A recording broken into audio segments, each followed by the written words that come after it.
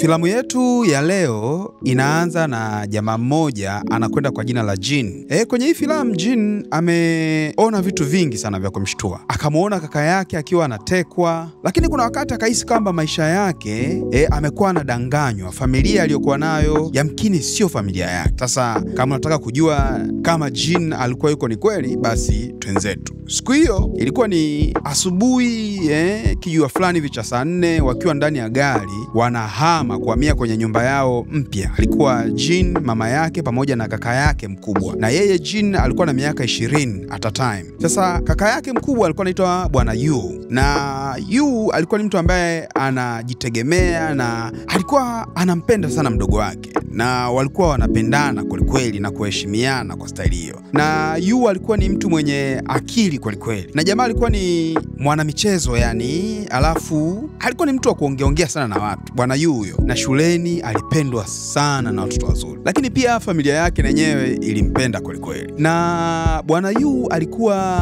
mguu wake mmoja ni mbovu, mguu wa kushoto alikuwa anachechemea baada ya kupata ajali bwana. Aligongwa na gari, lakini hata hivyo ile kuchechemea kwake kulikuwa kumfanya yeye kufanya mambo na kuendeleza maisha ya kila siku. Sasa siku ile wakaanza kuhamisha fanicha zao, wanaingiza kwenye nyumba yao wakiwa wanasaidiwa na watu.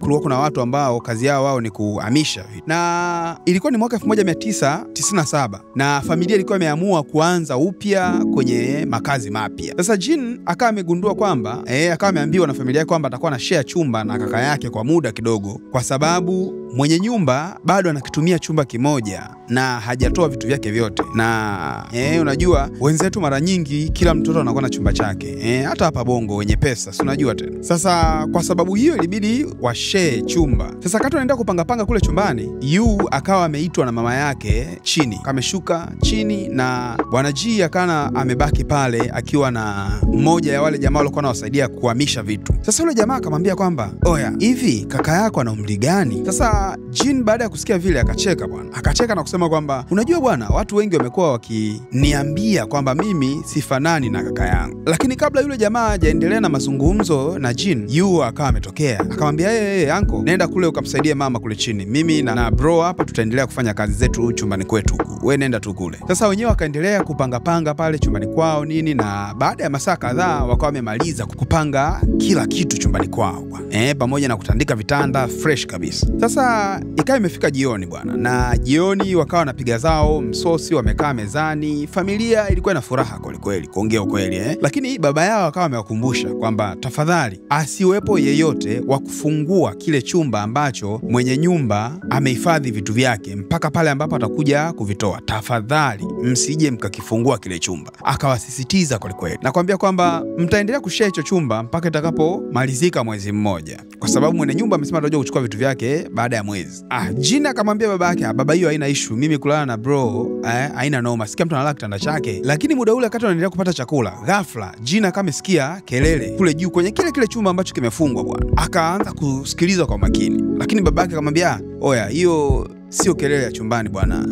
ni kelele za radi hizo, ngurumo, unajua ile Mshikaji akasema fresh, wakaendelea kupiga zao msosi pale. Sasa ni siku yao ya kwanza kwenye nyumba yao mpya bwana, na Yu yeye akaanza kuchapa pale, na Jin akawa amepiga zake earphone anasikiliza mziki akiwa kitandani. Lakini muda baadaye kidogo tu akasikia tena sauti nyingine kubwa kweli kwenye kile chumba. Sasa muda huo jamaa akasema haiwezekani, akatoka bwana na kwenda mpaka kwenye kile chumba mlangoni na kuanza kukifungua. Ile anataka tu kukifungua, Yu akawa ametokea nyuma yake na kumshtua, kumwambia, "Wewe unafanya nini hapa?" Baba si alikataza kufungua hiki chumba. Akamwambia, "Bro, kuna kelele nazisikia huko ambazo sizielewi."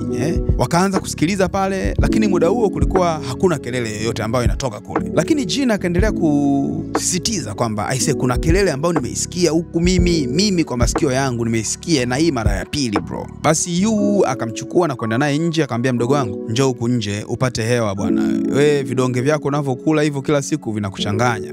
Na mvua ilikuwa inanyesha muda huo, wakawa wameshika zao na miamvuli bwana. Sasa Jin akamshukuru Yu kaka yake na kumwambia, "Bro, yani wewe umekuwa mtu wa karibu na unanijali sana, na kushukuru sana bro. Bila wewe mimi mdogo wako sidhani kama nina maisha. Lakini at the same time simu ya Yu ikaanza kuita. Usiku ule ule alikuwa anampigia ni baba yake bwana.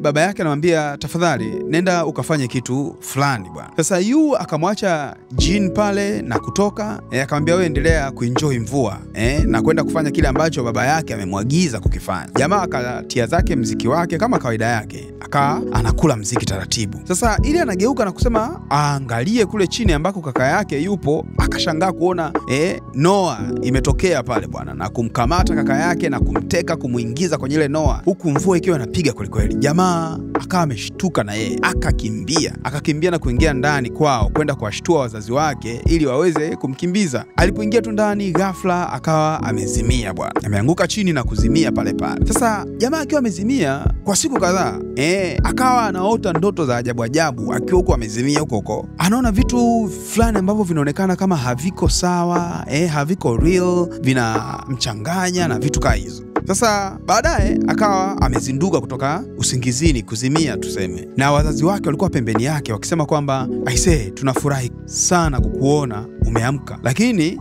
kaka yako bado amepotea na hatujui yuko wapi, wameshamteka na hajarudi mpaka sasa. Akasema muda si mrefu polisi watakuja kukuhoji ili uweze kuambia ni nini kilichotokea usiku ule. Sawa.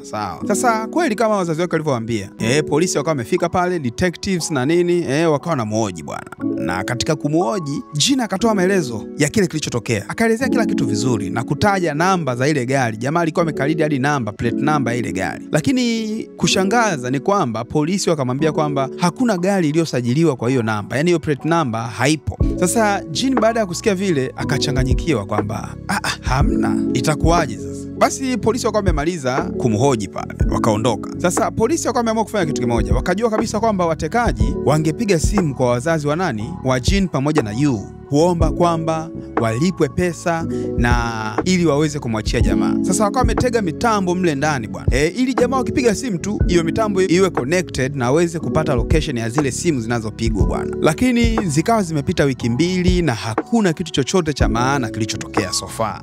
Polisi wanakesha pale pale, familia, yani ilikuwa ni balaa yani. Lakini pia Jin akienda kulala kila siku naye akaanza kupata ndoto za ovyo ovyo. Na kwenye ndoto inaonekana kama kuna kitu kilichai kutokea, na hicho kitu hakiji clear kabisa kwamba ni kitu gani. Lakini at the same time bwana Jin akawa anapata ndoto zinazohusiana na kile chumba kilichofungwa bwana. Sasa ghafla bwana, asubuhi moja ya siku ya 19 tangu bwana Yu atekwe, akawa amerudi siku ile bwana. Amerudi peke yake. Nguo zake zikionekana zimechafuka na nini. Basi akamkumbatia kaka yake kweli kweli. Wakawa na furahi pamoja kama familia. Lakini kwa bahati mbaya Yu alikuwa hakumbuki chochote kilichomtokea. Na wakamchukua na kumpeleka kwa daktari. Na daktari akasema kwamba kwa kitendo alivyofanyiwa kule inakuwa ni ngumu kuweza kukumbuka, na memory yake yote inakuwa inapotea. Lakini Jin alipokuwa anamwangalia Yu akawa amegundua kwamba Yu hayuko sawa, kwa sababu alionekana kama tabia zake zimebadilika kwa kiasi fulani hivi, sio yule blaza yake aliyemzoea kwa siku zote. Kwa sababu gani? Kwa sababu amekuwa sasa hivi, yani tangia arudi anaondoka usiku wa manane, anarudi asubuhi kila siku yani. Mwanzoni Jin akawa ameamua kuipotezea tu hiyo hali, hakutaka kujishirikisha sana kwenye hilo jambo. Sasa siku moja Jin akiwa anakunywa zake dawa, na alikuwa anatakiwa kunywa dawa kila siku, na hizi dawa zilikuwa ni kwa sababu ya kupunguza stress. Sasa muda ule anakunywa ile dawa, kwa bahati mbaya kile kidonge kikawa kimeanguka na kuingia chini ya makabati ya jikoni kwao bwana. Lakini ile anainama kwenda kuokota ile kidonge, ghafla bwana kaka yake Yu akawa ametokea pale. Akamwambia bro, hebu njoo tule pamoja sasa. Sasa baada ya kuitwa na kaka yake, jamaa akaamua kuacha na akawa amejisahau kabisa kwamba alikuwa anatakiwa kunywa dawa. So akawa ameacha kunywa dawa siku ile. Sasa wakati anaanza kula pale, Jin akamuuliza Yu kwamba bro, wewe unaenda wapi kila usiku? Mbona kila siku unaondoka usiku? Lakini Yu akamwambia mimi huyo, labda unakuwa uko ndotoni mdogo wangu, kwa sababu mimi kila siku usiku niko nalala na wewe pale, tunalala chumba kimoja. Sasa sijui unanionaje mimi kwamba natoka nyumbani. Sasa Yu akawa amemaliza chakula chake pale, akainuka na kuanza kuondoka. Akati Yu anaondoka, Jin akawa ameshtuka kumuona Yu anachechemea mguu wa kulia, sio wa kushoto.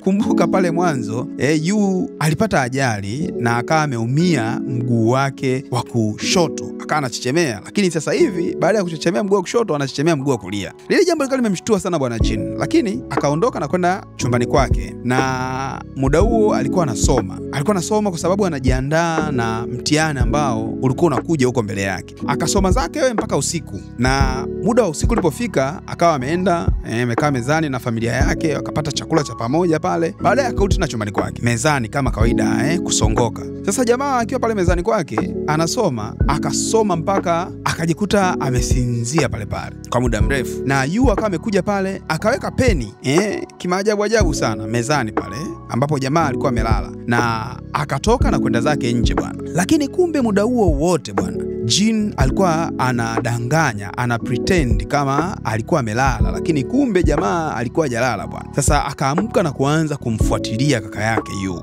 Akamwona Yu ametoka nje, amechukua taksi anaondoka, na yeye Yu akasimamisha taksi haraka sana, akaingia ndani ya taksi na yeye yule akasepa. Sasa jamaa akaenda mpaka sehemu fulani hivi ambapo kuna soko, akawa ameshuka pale, na Jin naye akawa ameshuka na kujificha sehemu. Akawa muona kaka yake ameenda kuonana na kikundi cha wahuni fulani hivi, lakini ile anaangalia akawa amewagundua baadhi ya wale watu. Mmoja kati ya wale alikuwa ni yule detective, yani yule askari aliyekuwa na muhoji akati kaka yake amepotea nyumbani. Na hapo sasa Jin akawa amegundua kabisa kwamba kuna kitu ambacho hakiko sawa. Sasa Jin akata anaendelea kufuatilia zaidi anakoelekea kaka yake. Ghafla bwana wale wahuni wakawa wametokea na kumzuia pale, wakaanza kumkimbiza Jin bwana, kwa sababu alikuwa hana option nyingine yoyote, akakimbia kweli kweli. Sasa Jin akawa anadhani amewapoteza maboya wale jamaa walikuwa wanamkimbiza, kwa sababu kuna sema kama amejificha, wao wamenyooka bwana. Lakini ghafla mtu akatokea nyuma yake, si mwingine kaka yake, na kumwekea kitambaa usoni na kumzimisha pale. Sasa sini kaama na kuonyesha asubuhi bwana Jin akiwa anaamka kwenye benchi alokuwa amekaa, yani pale mezani ambapo alikuwa anasoma bwana. Jin akasema hiki ni kitu gani? Hii sio kweli. Na kuangalia pembeni hivi anamuona kaka yake akiwa amelala, naye anajifanya anaamka hivi Oya Jin akakimbia na kuingia chooni na kujifungia na kumwambia kwamba wewe huniambii kitu. Lakini Yu akanamwambia Jin, bro, kila kitu unachokizungumza wewe ni ndoto, hakuna kitu kama hicho kilichotokea. Mimi nimelala hapa jana usiku unaniambia umeniona sijui na nini. Lakini Yu akawa haamini, akasema bro, huwezi ukaniaminisha chochote. Ulivyokuwa unanikimbiza, yani watu wako walivyokuwa wananikimbiza, tax wale wahuni, hapana, kuna kitu ambacho hakiko sawa. Lakini baadaye Jin akatoka chooni na kukaa na kaka yake na kumuomba msamaha. Akasema yamkini ni kweli, kwa sababu bwana Yu akamwambia, mdogo wangu jana haujanywa vidonge, ndio maana stress zimekupanda na unaota vitu vya ajabu ajabu. Tafadhali usiache kunywa vidonge hata siku moja. Sasa bwana ile asubuhi Jin kama kawaida yake kaenda kukaa mezani kuanza kusoma, ana mtihani si unajua tena. Lakini akawa ameona ile penso iweka kaka yake mezani jana usiku. Ghafla akaanza kukumbuka kilichotokea, na kumbukumbu yake kana muonyesha kabisa kwamba vile vitu vilivyotokea vilikuwa ni real. Na jamaa akawa suspicious kweli kweli. Basi akatoka na kwenda kumfuata mama yake, kumwambia mama, kuna kitu hiki na hiki na hiki kimetokea. Sina imani na bro. Tafadhali naomba tuanze kumfuatilia. Kila usiku anavyotoka tafadhali tumfuatilie, kwa sababu sijui anafanya nini. Na mama yake alionekana kuwa na wasiwasi kweli kweli yani. Sasa usiku ule akiwa amelala, Jin akapata ndoto tena ya kile chumba ambacho kimefungwa, kile ambacho hawaruhusiwi kuingia. Sasa akawa ameamka na kwenda zake jikoni, akaenda kunywa maji bwana. Sasa akati anakunywa maji, ghafla akawa amesikia mama yake akiwa anaongea kwenye simu usiku ule wa manane, kumbuka na simu ya mama yake ilikuwa nasema kwamba jamani, Jin ameanza kuwa suspicious. Na baadaye akaonekana kwamba anaongea na Yu kwenye ile simu, akioleza kwamba huku tutashtukiwa, Jin ameanza kutushtukia, mpango utaharibika. So ilionekana sasa kumbe kuna mpango hapa. Sasa Jin akaanza kutembea taratibu akisogelea kule ambako mama yake anaongea na simu. Kwa bahati mbaya ile floor yake ilikuwa ni floor zile za mbao bwana, ikapiga kelele kui mama yake akawa ameshtuka bwana, na Jin akakimbia na kutoka nje. Alivyoenda nje akaenda kujificha ili mama yake asije akajua kwamba kulikuwa kuna mtu kweli karibu na pale mlangoni. Kusema angekimbia chumbani kwake ni mbali, so mama yake akawa amejua kabisa kwamba huyu ni Jin, sidhani kama ni mtu mwingine. Basi akaweka simu na kutoka pale kuanza kupandisha ngazi kwenda chumbani kwa Jin. Sasa muda huo Jin akawa amegundua kabisa kwamba mama yake atakuwa anaenda chumbani kwake. Akaanza kupanda ukuta bwana, akapanda ukuta na ili aweze kuingia chumbani kwake kabla mama yake hajafika bwana. Sasa sini inahama na kumuonyesha mama yake yuko chumbani kwa jamaa, anafunua shuka, lakini kwa bahati nzuri Jin alikuwa amelala kitandani pale bwana. Sasa bahati mbaya sasa ni kwamba Jin alikuwa ameloa kwa sababu mvua ilikuwa inanyesha. Kichwa chake chote kilikuwa kimejaa maji. Hapo ikawa ni rahisi kukamatwa. Lakini pia dirisha lilikuwa liko wazi. Kwa hivyo tu mama yake akawa amegundua kabisa kwamba ni yeye na yeye ndiye aliyekuwa nje. Sasa muda huo mama yake akaamua kupiga simu na kumpigia baba yake na Jin kumwambia kwamba aisee, tumekamatwa. Dogo anajua kinachoendelea, ametushtukia. Sasa Jin naye akiwa chumbani kwake akaamua kuluka dirishani kwa sababu alijua kabisa hapa kuna kitu ambacho hakiko sawa na ni kibaya, na akawa amegundua kwamba inawezekana hawa sio wazazi wake. Sasa ile anatoka nje akawa amekutana na baba yake getini, na mvua ilikuwa inachapa kwa kweli. Mshua amepaki mchuma hapo, yuko na mwamvuli, anamwambia oya, mimi ni baba yako. Anaendelea kumconvince pale, lakini this time around Jin akawa ameshajua kwamba hawa sio wazazi wake wa kumzaa. Akaanza kukimbia bwana. Akakimbia moja kwa moja mpaka kituo cha polisi ambacho kilikuwa karibu na pale. Lakini alipoanza kukimbia, wale wahuni wale, kumbuka wale wahuni wa mwanzo wale, wakaanza kumkimbiza. Lakini muda ule Jin akawa amefanikiwa na kufika kituo cha polisi bwana. Sasa polisi akawa amemuita na kuanza kukusanya maelezo yake bwana. Lakini akati anaendelea kumsikiliza, polisi akawa anashtuka na kushangaa kwamba huyu jamaa anatuambia vitu gani? Sasa Jin alikuwa amesema kwamba yeye ana miaka 20 kwa polisi. Polisi akasema, bro, wewe una miaka 20 kivipi? Haya, nenda kwenye kile kioo jiangalie uone kama una miaka 20. Hadi watu waliokuwa mle wengine wakaanza kumrekodi, wanamshangaa jamaa anasema ana miaka 20. Sasa jamaa alivyojiangalia kwenye kile kioo alishangaa kweli kweli, kwa sababu kioo kilimuonyesha kwamba yeye ni mtu mzima kabisa, na mwaka sio 1997 tena, ni mwaka 2017, yani miaka 10 baadaye. Jamaa alikasirika sana sana sana sana, akatoka pale moja kwa moja mpaka kurudi nyumbani kwao bwana. Na alipofika nyumbani kwao akaenda kufungua kile chumba kilicholokiwa kile, na akashangaa kuona kuna mdoli wameulaza chini, wameumwagia damu, zile fake blood. Lakini at the same time familia yake ikawa imetokea pale, na mama yake akiwa ameshika sigara nini anavuta pale. Na Jin akamwambia, tafadhali ninaomba mnipe maelezo tafadhali, naitaka kujua ni nini kinachoendelea ndani. Sasa yule kijana ambaye alikuwa anapretendi kuwa kaka yake, yani Yu, akaanza kumwelezea. Akamwambia miaka 20 iliyopita, ambayo ilikuwa ni tarehe 20 Disemba mwaka 1997, kuna mauaji yalifanyika ambapo mama pamoja na mtoto wake wa kike wa miaka kama 10 hivi waliuliwa. Lakini kulikuwa kuna jambo la ajabu ambalo limetokea, kwa sababu polisi walishindwa kuisolve hiyo kesi na walishindwa kujua ni nani aliyefanya hayo mauaji. Akasema miaka kadhaa baadaye familia ya wale waliouliwa wakawa wameniajiri mimi, yani wamenipa kazi ya kumtafuta nani aliyewaua ndugu zao. Sasa nikaanza uchunguzi wangu kwa umakini kweli kweli, na nikawa nimegundua kwamba wewe Jin ndiye muuaji. Sasa timu yangu ikawa imekuteka na kukutesa kweli kweli ili uweze kutuambia ukweli. Lakini kwa bahati mbaya Jin alikuwa hana kumbukumbu yoyote ya kuwa yeye ndiye aliyeua. Sasa baada ya hayo yote Bwana Yu akaamua kufanya mpango ili aweze kuhakikisha wana extract, yani wanapata taarifa kutoka kwa nani? Kwa Bwana Jin, ili aweze kukubali kwamba yeye ndiye muuaji. Sasa lengo lao kubwa lilikuwa ni kuitengeneza ile sini ya kile kilichotokea ule usiku wa mwaka ule yani. Ili uweze kumkumbusha Bwana Jin kile alichokifanya, na ndio maana wakawa wamemleta kwenye hii nyumba na nini na vitu kama hivyo. Sasa kila kitu kiwa kinaenda kwenye plan kama ambavyo walikuwa wamepanga kifanyike bwana. Lakini kwa bahati mbaya polisi wakawa wamemkamata yule jamaa. Na walimkamata kwa sababu ya tabia za utapeli. Lakini wakaja kumwachia siku 19 baadaye. Na kumbuka siku 19 baadaye ndio inaonekana kwamba Yu alikuwa ametekwa akarudi baada ya siku 19. Na Ju aliona kwamba kaka yake alitekwa akarudi siku 19. Na ile kelele aliyokuwa anaisikia Ju, kumbe ilikuwa ni mpango ya timu nzima ya hawa jamaa wakijaribu kumkumbusha Yu ile sini ya mauaji iliyotokea. Ndio maana wakawa wanagonga vitu kule juu ili makelele yatokee, na ili kumuweka kwenye ile hali ya kumpumbaza, walikuwa wanampa dawa kila siku anywe ili kuendelea kumchanganya na jamaa mwisho wa siku akubali kile alichokifanya. Sasa wakiwa kwenye gari, jamaa anamuelezea story yote hiyo. Jin akasema, ninaamini story yako ni ya kweli na kila kitu ulichokizungumza ninaamini kilitokea kweli kama ambavyo umesema, lakini mimi sio muuaji. Mimi sijaweza kumuua mtu hata kidogo. Sasa wakiwa kwenye speed kali na ile gari, Jin akafungua mlango na kuruka kwenye gari bwana. Sasa na wale jamaa, yani wale gang, wakiendelea kujaribu kutaka kusimamisha gari kwa nguvu, ghafla gari yao ikaenda ikagonga. Ikawa imegonga bonge la mti pale. Lakini Jin na yeye akawa ameamka akiwa fresh kabisa. Akawa anataka kuondoka eneo la tukio. Ile anavuka tu barabara, ghafla kilikuu sijui ilitokea wapi ikamtandika jamaa, akaanguka chini pale. Sasa akiwa amelala pale chini baada ya kugongwa, akaanza kukumbuka vitu bwana. Ikatokea flashback hapo.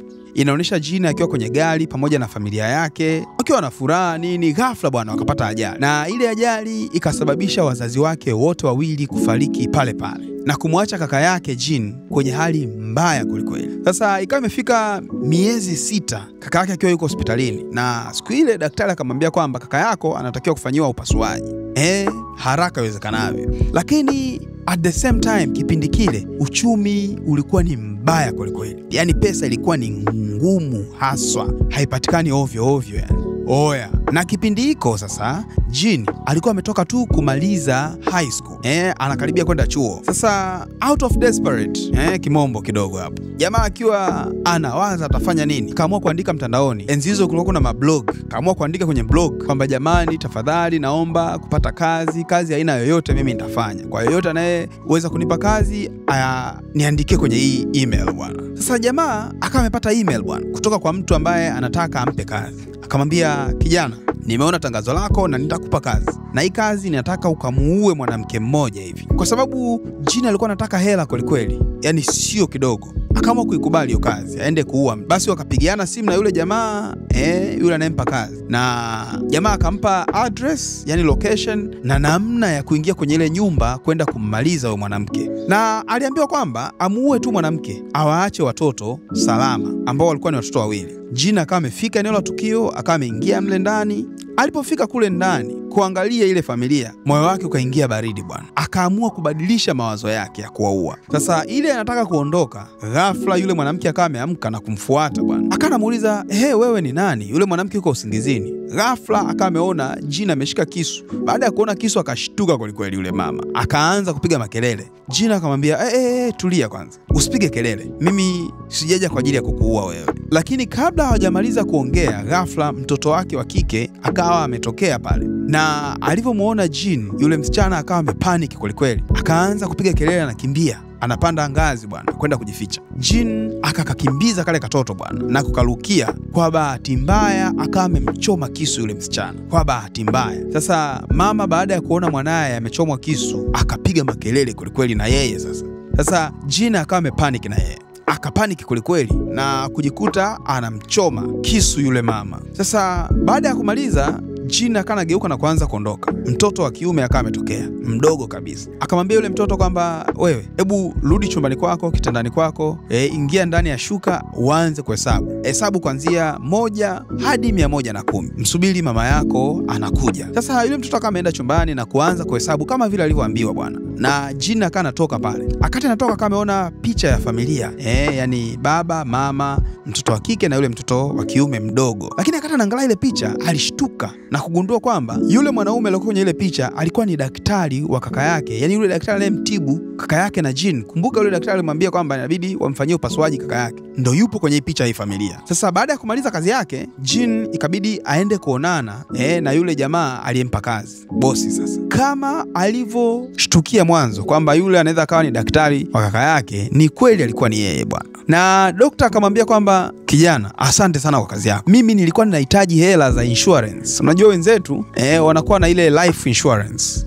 Hata Bongo pia kuna watu wana life insurance. Yani wewe ukifa, kama una mke anachukua hela za insurance, au kama una mume anachukua hela za insurance ambazo zinaweza zikawa hela nyingi pia, unajua Na dokta akawa anataka kuchukua hizo hela kwa sababu ya hali ya uchumi ilivyo. Lakini sasa dokta amekasirika kweli baada ya kugundua pia binti yake naye amekufa. Akaanza kugombana na Jin bwana, na kutaka kumrusha Jin kutoka kwenye rooftop mpaka chini. Lakini kwa bahati mbaya sasa akata na msukuma Jin akawa amejishikilia vizuri, akateleza akaanguka yeye kutoka juu mpaka chini. Sasa flashback ikawa imeishia hapo na Jin yuko hospitalini. Akawa amezinduka kutoka kwenye kuzimia baada ya kupata ile ajali mbaya ya gari. Lakini ile anaamka akawa amemuona Yu.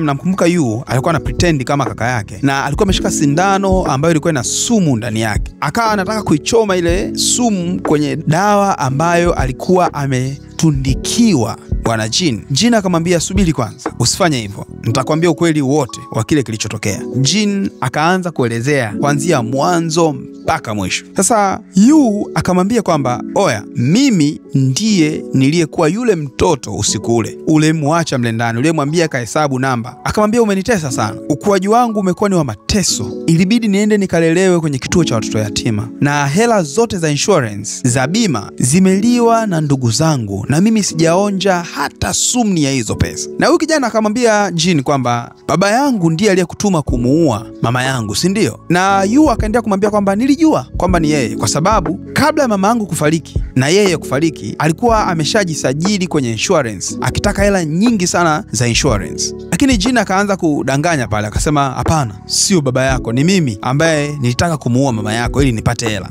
Angalau kuweza kumkavia baba yake, jamaa asimchukie baba yake milele. Amchukie yeye ambaye hata sio damu yake, afadhali, unajua Lile jambo lilimuumiza sana Yu, sana.